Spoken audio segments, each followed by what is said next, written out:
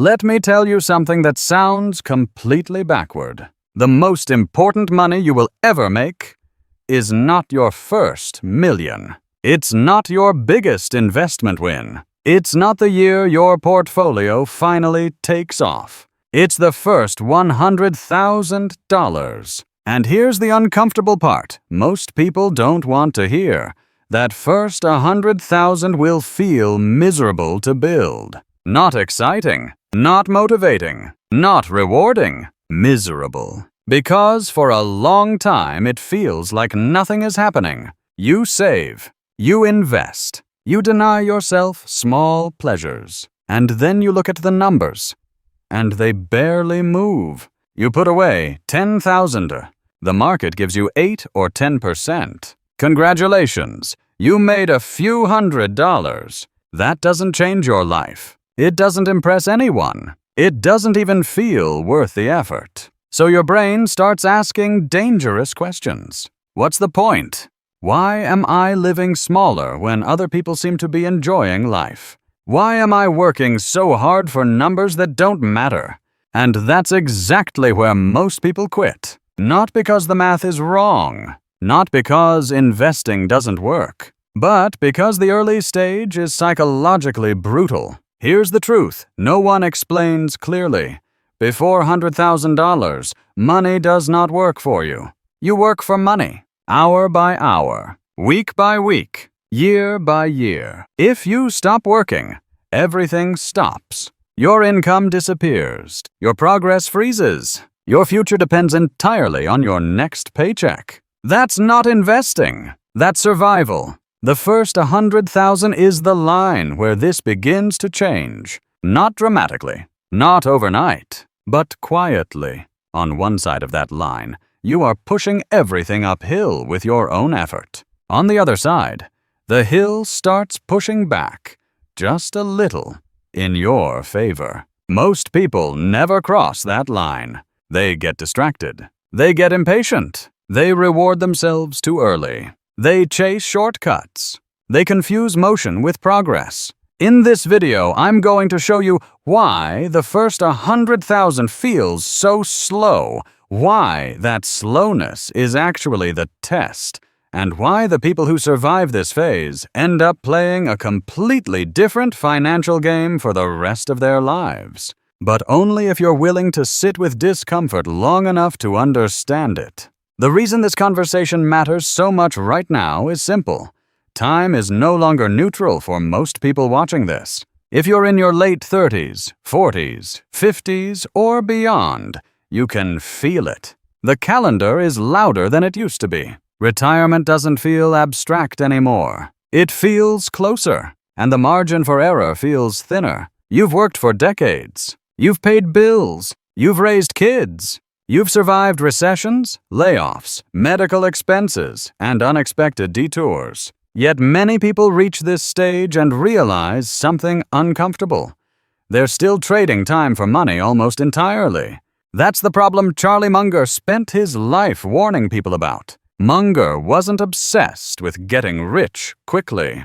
He was obsessed with not being dependent. He often said that without a base of capital, even a highly paid professional is just a well-compensated laborer. Someone whose income stops the moment their effort stops. And that dependency becomes terrifying as you get older. Health becomes less predictable. Energy declines. Employers become less forgiving. And suddenly the idea of working forever isn't noble. It's frightening. This is why the first 100,000 matters more than any flashy investing strategy. Because before that point, you have no real leverage. Your savings are fragile. Your investments feel small. Your progress can be erased by one bad year or one emotional decision. That's not because you're doing something wrong. It's because you haven't crossed the threshold where capital starts to absorb shocks instead of amplifying them. Charlie Munger understood this early, long before he was wealthy. He lived through multiple market crashes. He watched bubbles inflate and collapse. He saw brilliant people fail, not because they lacked intelligence, but because they never built a durable financial base. What separated those who eventually became independent from those who stayed trapped wasn't IQ, timing, or luck. It was discipline during the boring years.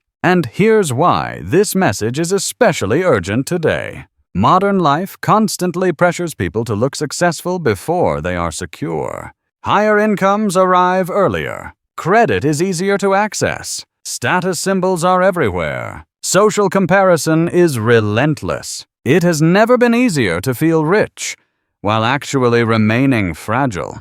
People upgrade lifestyles faster than they upgrade balance sheets. They mistake income for wealth. They confuse consumption with progress. Munger rejected that thinking completely. He believed the goal wasn't to impress anyone. The goal was to quietly reach a point where money worked whether you showed up or not. That point doesn't begin at $1 million. It begins much earlier, around that first six-figure base. Because once you have it, the conversation changes. Mistakes become survivable. Patience becomes easier. Opportunities become possible. Until then, every financial decision feels heavier than it should, because the foundation isn't there yet. This video isn't about market predictions or clever tricks. It's about understanding why so many people work hard their entire lives and still never feel safe, and how to avoid that outcome by crossing the most important financial line of all. There is a simple rule of math that quietly controls most financial lives, whether people acknowledge it or not. You cannot multiply 0. That sounds obvious, childish even. And yet, almost every financial mistake people make before their first 100,000 comes from ignoring this one fact. People love to talk about compound interest. They post charts. They quote average returns. They fantasize about portfolios growing while they sleep. But compound interest doesn't start with returns. It starts with capital. And before you build a meaningful base of capital, compounding is not your engine. It's your illusion. Charlie Munger was brutally clear about this. He often said that early in life, the goal isn't to get rich. The goal is to stop being dependent on selling every hour of your time. Until you have a pile of money large enough to matter, you are not an investor in any meaningful sense. You are a worker who happens to own a brokerage account. That distinction changes everything. Here's the common misunderstanding that traps people for years. They believe investing success comes from picking the right asset, the right stock, the right fund, the right strategy. So they obsess over returns instead of accumulation. Let's put real numbers on this. Suppose you manage to save $10,000. You invest it and earn a very respectable 10% in a year. Congratulations! You made $1,000. Objectively, that's a good return. Psychologically, it feels insulting. That $1,000 doesn't change your lifestyle. It doesn't reduce your stress. It doesn't buy freedom. And so your brain draws the wrong conclusion. This isn't working. But the math was never the problem. The scale was. At $10,000, returns are supposed to feel small. They are not the reward. They are the proof of concept. Now imagine instead that you have $100,000 invested. The same 10% now produces $10,000 a year. That's no longer symbolic. That's rent. That's insurance. That's a meaningful slice of living expenses. The strategy didn't change. The intelligence required didn't change. Only the base changed. This is why Munger emphasized the first 100,000 as a turning point, not a finish line. Before that point, you are pushing the wheel yourself. After that point, the wheel begins to help, quietly, steadily. The tragedy is that most people never experience the shift because they quit during the phase where progress is mathematically real, but emotionally invisible. Early compounding is boring by design. Let's walk through the accumulation phase the way it actually happens, not the way charts pretend it happens. You save your first $10,000, then another $10,000. Now you're at $20,000. At 10% returns, that's $2,000 a year. Still unimpressive. You save another $10,000. Now you're at $30,000. Returns, $3,000. Better, but still not life-changing. This is the danger zone. This is where people convince themselves they're wasting their time. They compare those numbers to a vacation, a new car, a lifestyle upgrade, and the temptation becomes overwhelming. Why not enjoy life now and save later when I make more? That decision is how people stay stuck for decades. Because saving later sounds logical, until you realize later never arrives without discipline now. The next critical threshold is around $50,000. At $50,000, 10% produces $5,000 a year. That's when returns begin to feel tangible. Not exciting, but tangible. And here's the part few people appreciate. The difference between $50,000 and $100,000 is not just another $50,000. It's momentum. Once you reach six figures, your savings rate plus your returns start working together instead of separately. Your contributions matter. Your returns matter. And together, they accelerate progress. This is what Munger meant when he said that once you get past the early grind, the world starts to tilt in your favor, assuming you don't do anything stupid. Which brings us to his most famous insight. Munger didn't believe great investing required brilliance. He believed it required avoiding stupidity, avoiding impatience, avoiding lifestyle inflation, avoiding leverage, avoiding ego. He once said, "The first rule of compounding is to never interrupt it unnecessarily." That rule applies most violently during the early years. Every time you pull money out early, every time you reset to zero, every time you abandon the process because results feel slow, you destroy the very thing you're trying to build. Think of accumulation like pushing a heavy flywheel. At first, it barely moves. You push and push and push, and nothing seems to happen.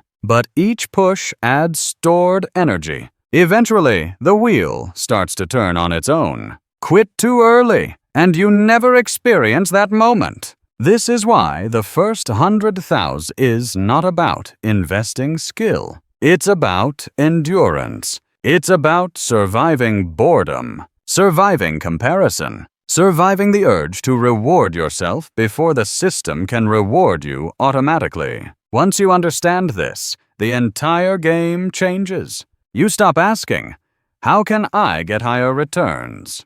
And you start asking, "How do I protect and grow my base?" That shift alone puts you ahead of most people. Because money doesn't work 24 hours a day for you because you're clever. It works because you built something big enough that it finally can. Understanding the principle is one thing. Living it in the real world is another. This is where most people fail.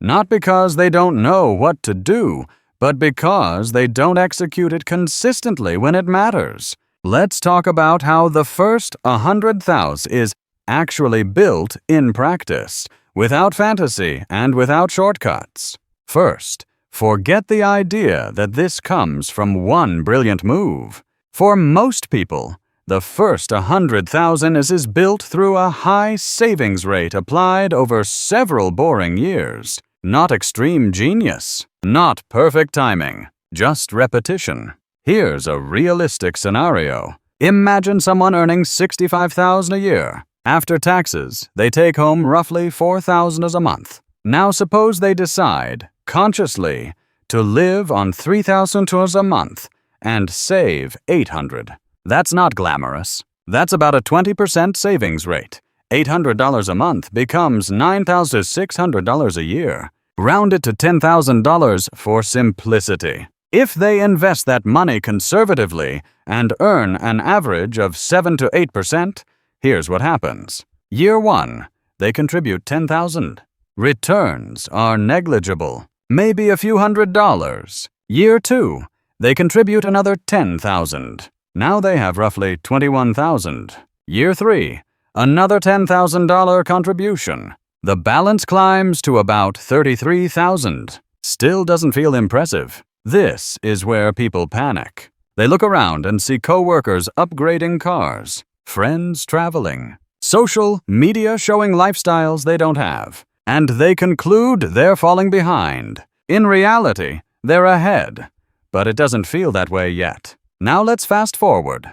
Year 5. They've contributed around $50,000 total. With modest growth, the balance might be $55,000, $60,000. At this point, returns might generate $4,000, $5,000 a year. That's where the shift begins, not because the returns are magical, but because the combination of new contributions plus old capital starts compounding together. If they maintain the same savings rate, Year 7, balance approaches $80,000.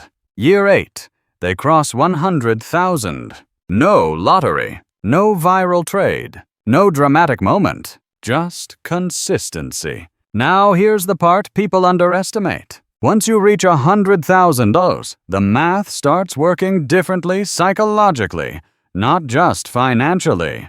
At $100,000, a 7 to 8% return produces $7,000, $8,000 a year. That's no longer invisible. It covers real expenses. It reduces pressure. It reinforces discipline instead of testing it. Now let's talk about the mistakes that derail this process. Mistake number 1, lifestyle inflation. People get raises and immediately upgrade their spending. They move from saving $800 a month to saving still $800 a month. Income goes up. Savings stays flat. That alone can delay the first $100,000 by 5 to 10 years. Mistake number 2, rewarding yourself too early. People hit $25,000 or $40,000 and decide they've earned something. A nicer car, a better apartment, a big vacation. That reward often costs years of compounding.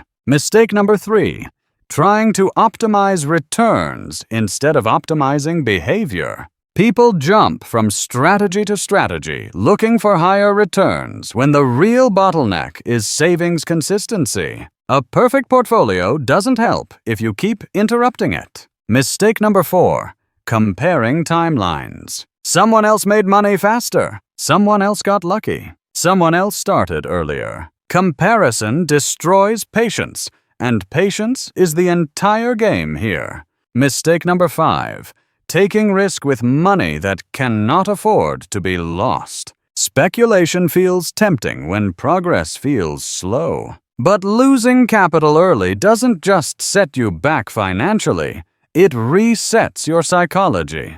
People who blow up early often never recover their momentum. Charlie Munger warned about this constantly. He believed the early phase required almost obsessive caution, not because markets are dangerous, but because your behavior is. The correct mindset for the first 100,000 is this: your job is not to be clever. Your job is to be unbreakable. You protect the capital. You keep feeding it. You refuse to reset to zero. Once the base is built, you earn the right to think about optimization. Until then, your only real advantage is discipline. This is why the first 100,000 takes years, and why everything after tends to move faster. Not because the world changed, because you did. Once people understand the math of accumulation, they usually make a dangerous mistake. They assume the hard part is over. They think, now I just need to be smarter. Smarter investments, smarter timing, smarter strategies. Charlie Munger believed the opposite. He believed that once you reach the accumulation phase, the greatest threat to your progress is not ignorance. It's overconfidence. Munger spent his life repeating a deceptively simple idea. You don't need to be brilliant to become wealthy. You just need to avoid doing obviously stupid things. That insight sounds modest, but it's devastatingly powerful. Because most financial damage is not caused by bad luck. It's caused by self-inflicted wounds. People sabotage themselves when progress feels slow, when boredom sets in, when envy creeps in, when impatience whispers that there must be a faster way. Munger watched this happen repeatedly. He saw intelligent, hard-working people destroy years of discipline with one emotional decision. They speculated. They leveraged. They chased trends. They tried to catch up, and they paid for it. One of Munger's most painful early lessons came from what he called cigar butt investing, buying cheap, low-quality businesses that looked like bargains. On paper, they were undervalued. In reality, they were traps. They stayed cheap. They consumed time and attention. They delivered mediocre results, while better opportunities quietly compounded elsewhere.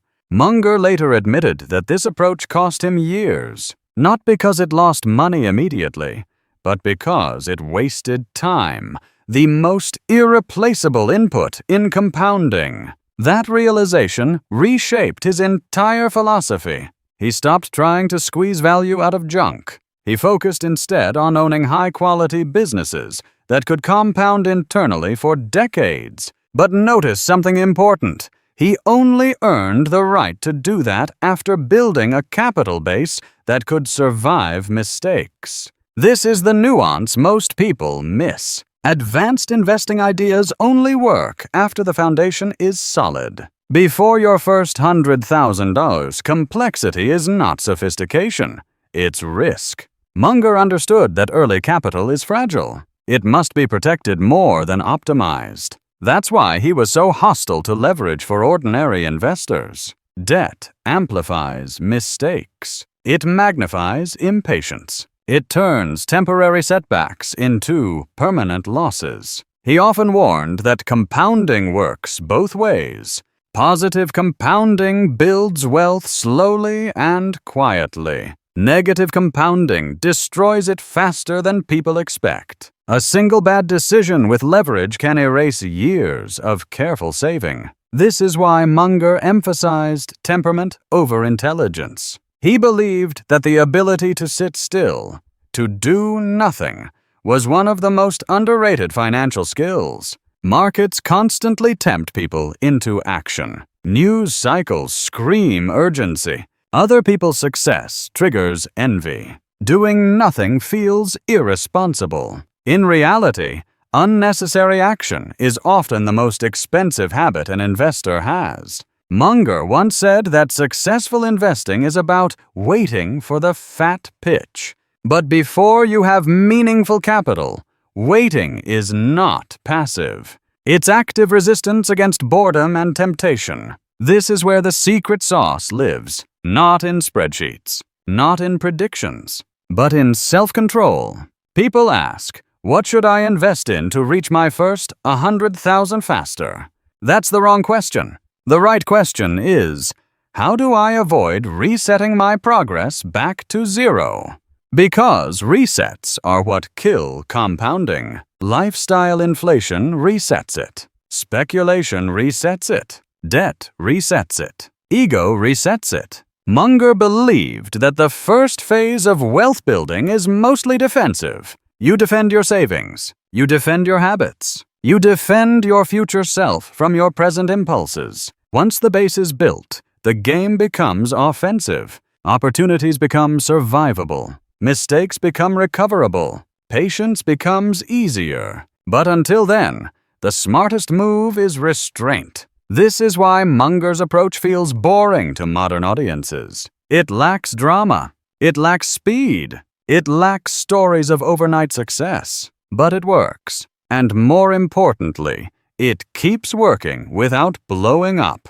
The paradox is that people who chase excitement rarely reach independence, while those who tolerate boredom quietly cross the line. Munger didn't try to impress anyone while building his base. He didn't signal success. He didn't rush. He protected his capital until it was strong enough to protect him. That mindset, more than any formula, is what separates people who eventually gain financial independence from those who spend their lives running faster just to stay in place. What to do?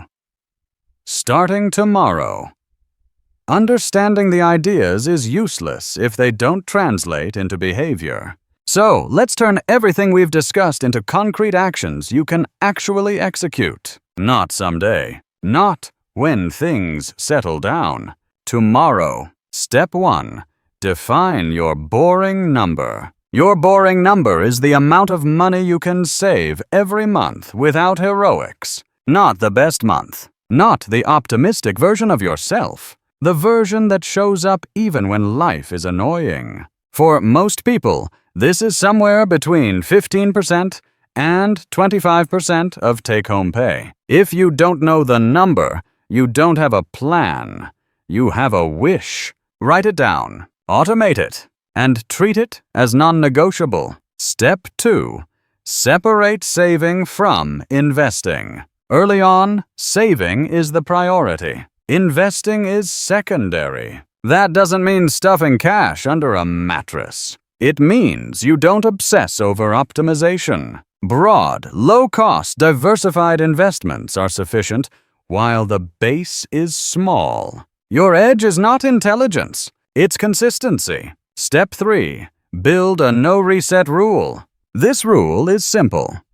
Once money goes into your capital base, it does not come back out for lifestyle reasons. Not for vacations, not for cars, not for furniture, not to reward yourself. Emergencies are different. Comfort is not an emergency. This rule alone prevents most people from destroying years of progress. Step 4.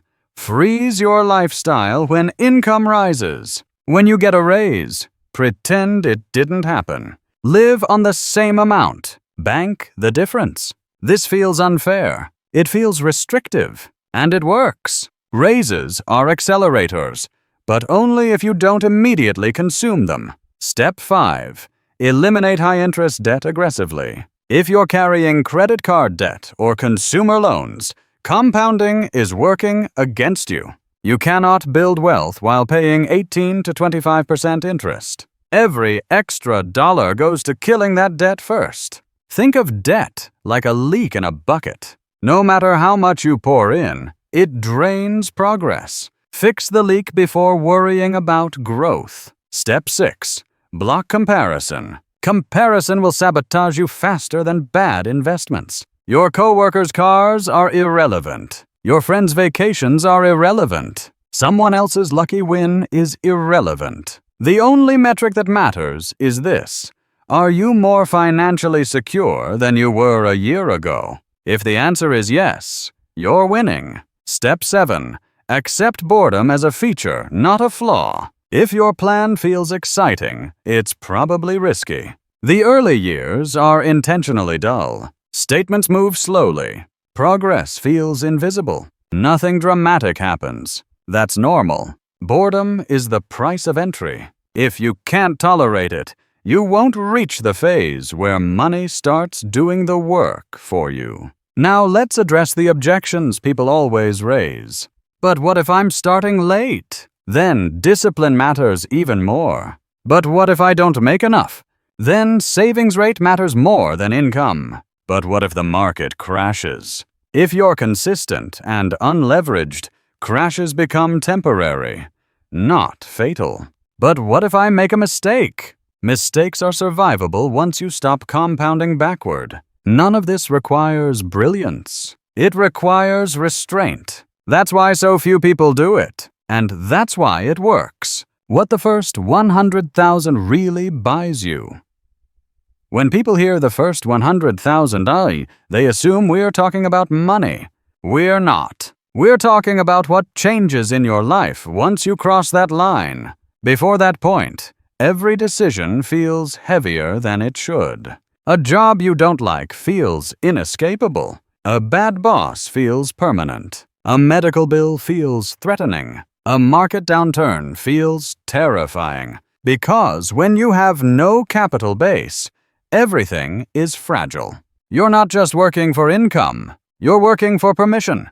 Permission to rest, to say no, to walk away. That's the quiet stress most people carry for decades. Charlie Munger understood this deeply. He didn't chase wealth for luxury. He chased it for independence. He once described money as a way to buy the right to be less afraid. Not fearless, just less afraid. That's what the first 100,000 begins to do. It doesn't retire you. It doesn't make headlines. It doesn't impress anyone, but it changes how you breathe. You stop living paycheck to paycheck psychologically, even if you still work. You stop making decisions from panic. You start thinking in years instead of weeks. That mental shift is everything, because once fear loosens its grip, patience becomes possible. And patience is what allows compounding to work the way people imagine it works.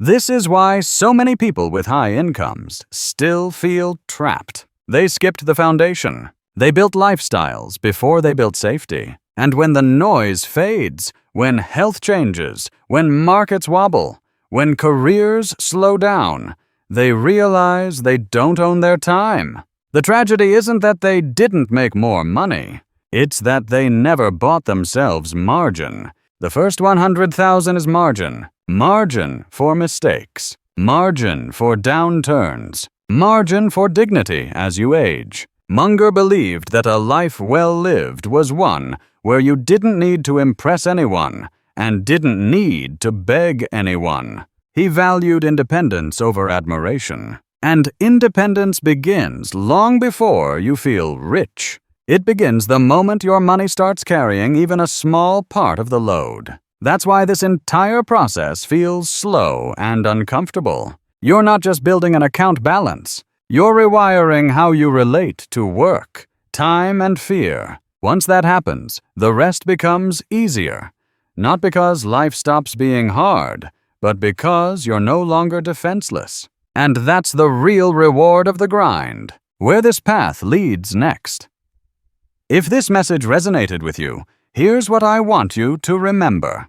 Building the first 100,000 isn't about motivation. It's about identity. It's about becoming the kind of person who can delay gratification, ignore noise, and stay consistent when nothing seems to be happening. Most people never do that. And that's why most people never experience what comes next. If you want to continue learning how people like Charlie Munger thought about money, patience, and independence, not hype, not shortcuts, then this channel is for you. We don't chase trends here. We don't promise overnight results. We focus on principles that work quietly, over time. If you haven't already, consider subscribing, not because it helps the channel, but because it helps you stay on the right path when boredom and comparison try to pull you off it. In the next video, I'll break down the idea Munger believed mattered even more than intelligence. The art of not being stupid with money. The mistakes that quietly erase decades of effort if you're not careful. You'll want to watch that one if you're serious about protecting what you build. Before you go, I want to hear from you. Where are you right now on your journey to the first 100,000? Are you just starting, halfway there, or already past the line? Leave a comment below. Not to compare, but to commit. Because once you name where you are, it becomes much harder to drift backward.